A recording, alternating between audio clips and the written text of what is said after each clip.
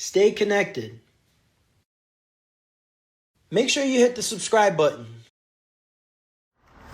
Yay!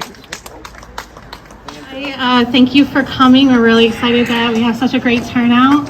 My name is Nikki and Jesse. I'm the Public Health Director.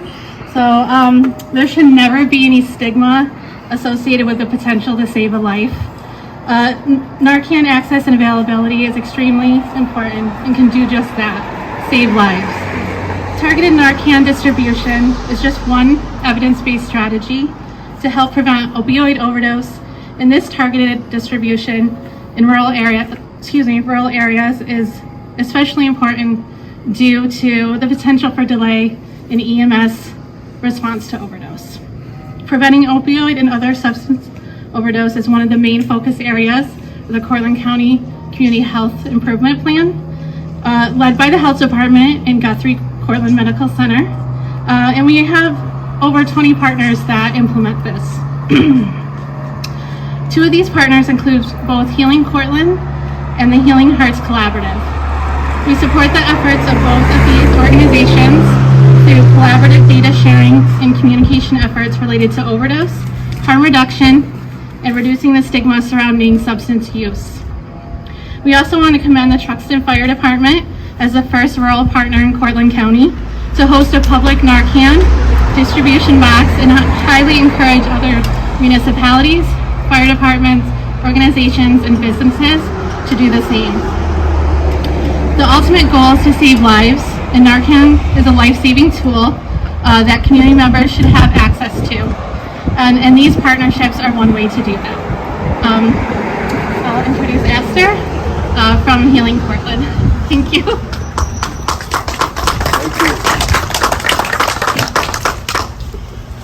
Hi everyone, thank you so much for coming. This is really exciting. So as Nikki said, I'm Aster Parrott. I'm the Community Engagement Coordinator for the Healing Cortland Project. Healing Cortland is a project funded by the National Institutes of Health and a contract with the county. The project funds staff, myself, a project manager, and a data coordinator to facilitate a coalition of stakeholders and coordinate efforts to reduce opioid overdose deaths, and also to improve services for people who use drugs in the community or who are in recovery. The grant is also providing almost $500,000 to implement strategies to reduce overdose deaths.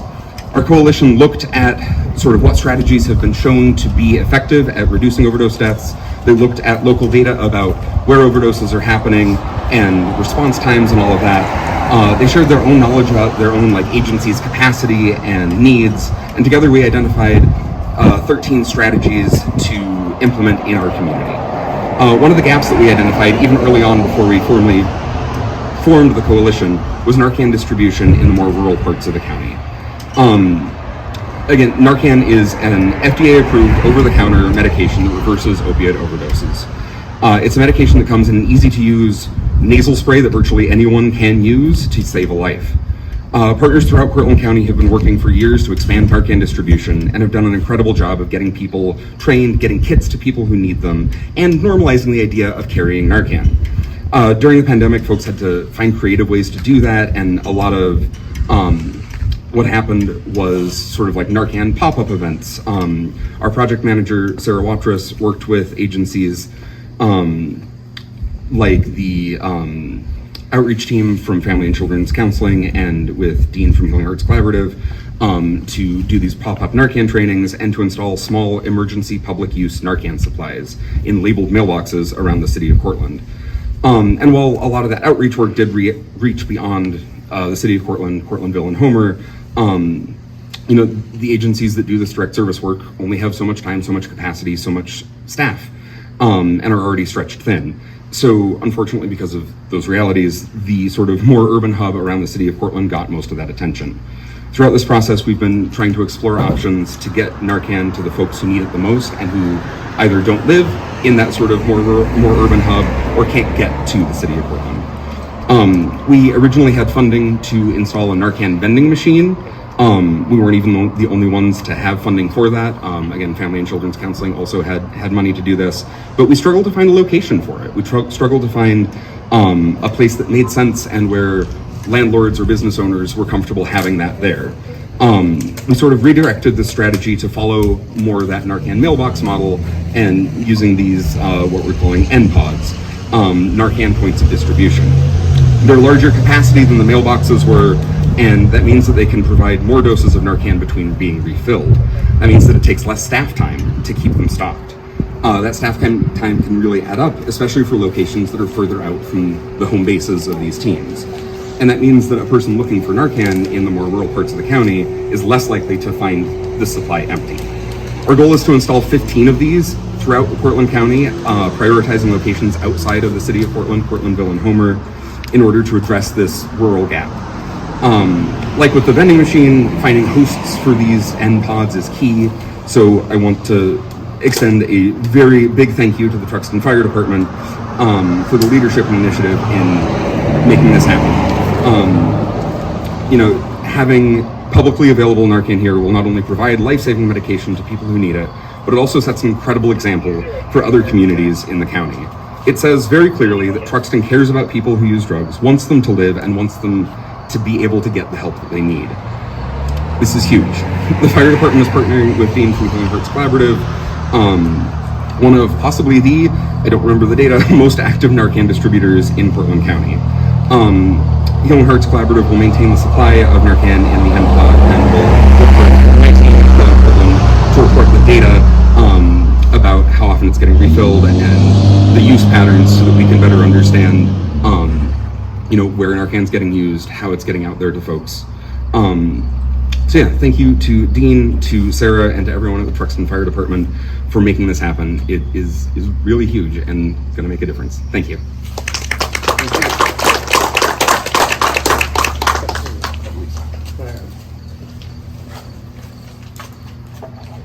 How are we doing tonight?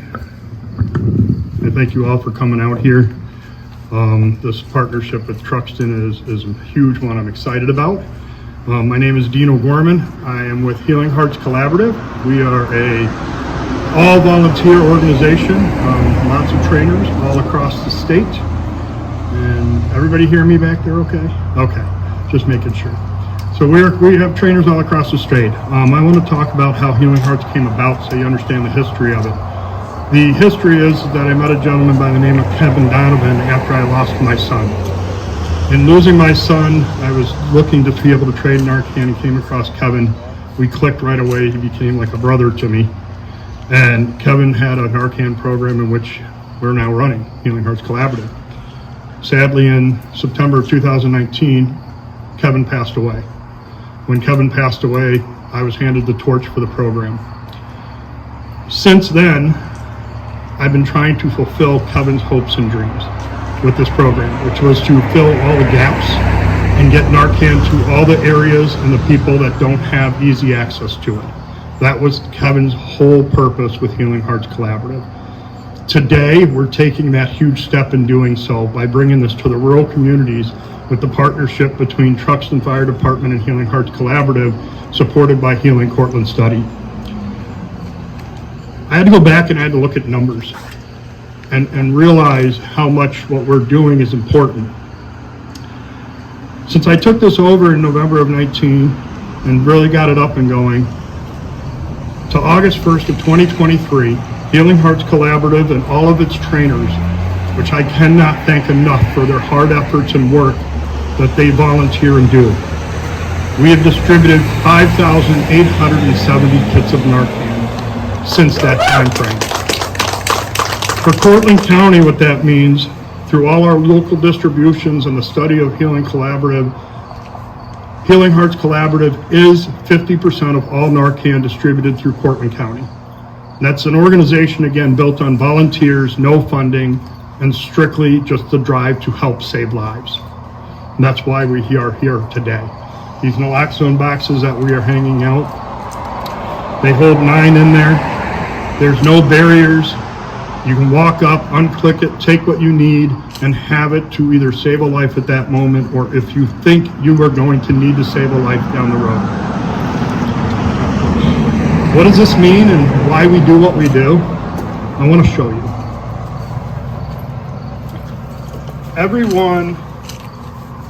Every one of these papers right here is a reversal.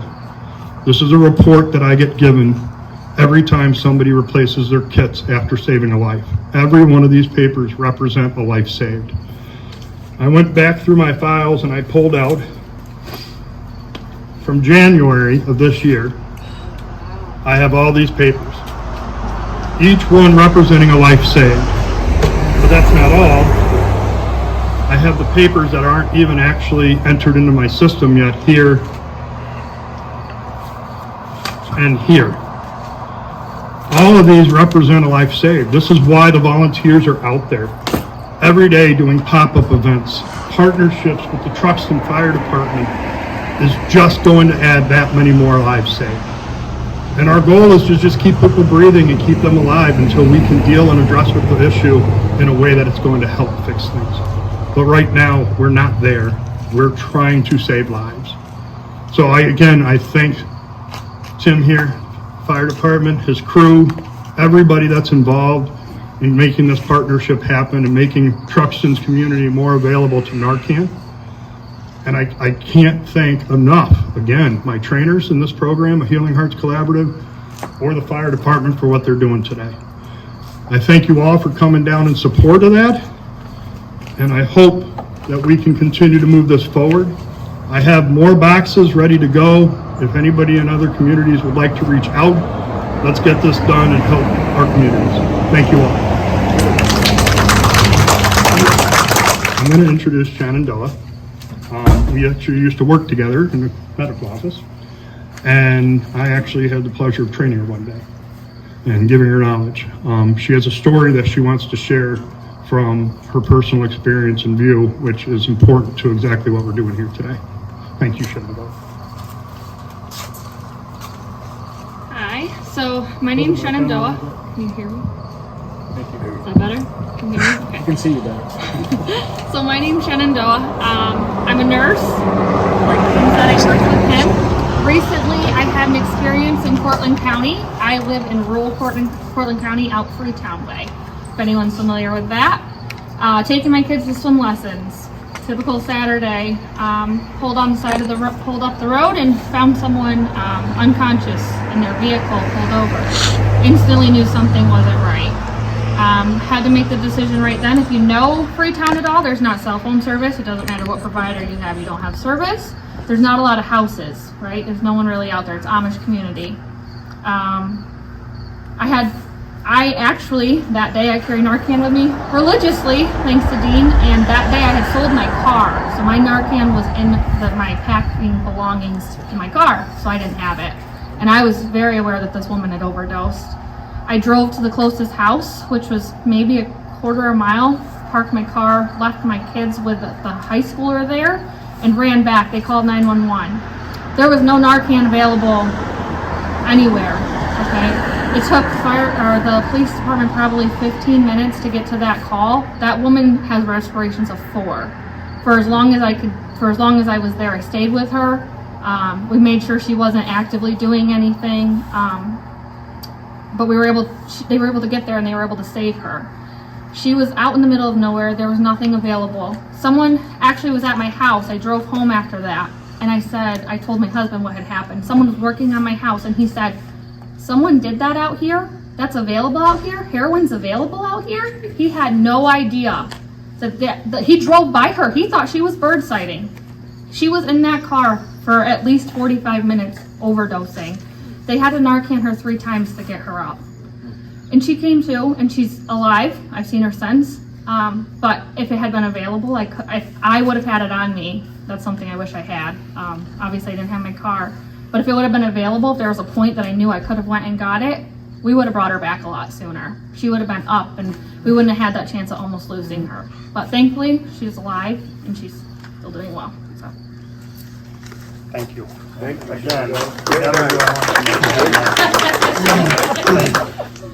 I want to thank everybody for coming out tonight. We were approached about this a couple months ago, and we talked about it. And we're all led to believe that this is a big city problem. It's not a big city problem. It happens in rural America. It happens here in Truxton, in Tyler, Freetown. It's not a big city problem anymore.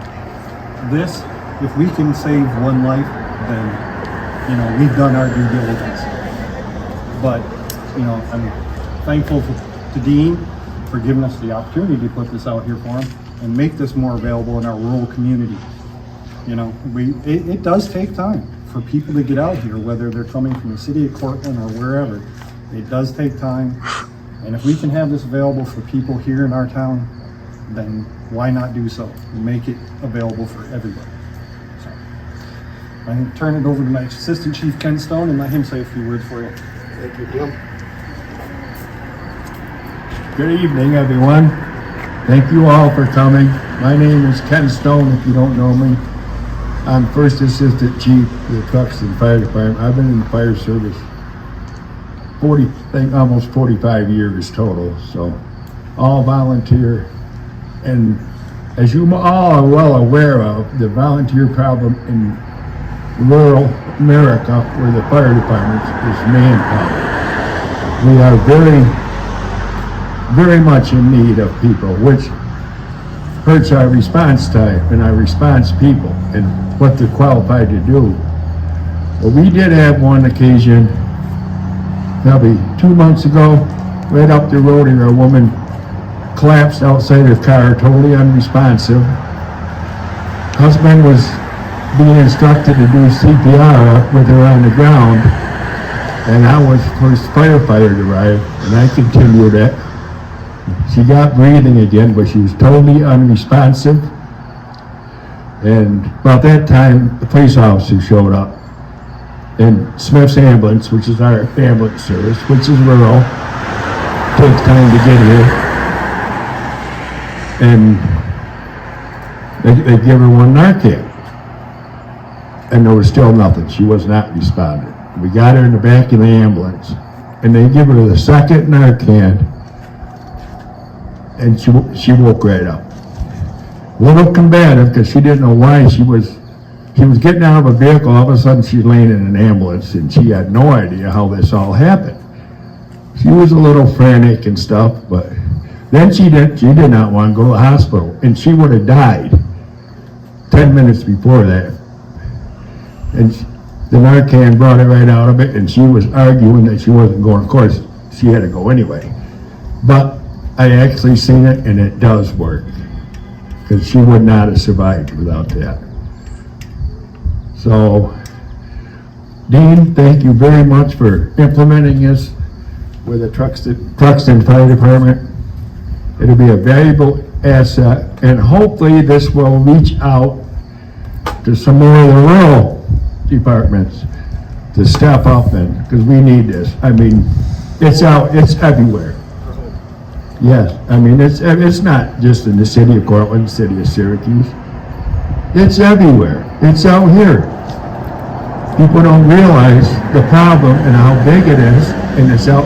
People say, well, that's the city's problem. It's not. It's a country's problem. And I'm going to echo what Tim said, that if we can save one life with that box, that makes it all worthwhile. One life. That one life is somebody's father, mother, son, daughter, granddaughter, niece, whatever. That is somebody's connection. And if we can keep that connection between them, that person, somebody, we've done our job. That's about it. Thank you.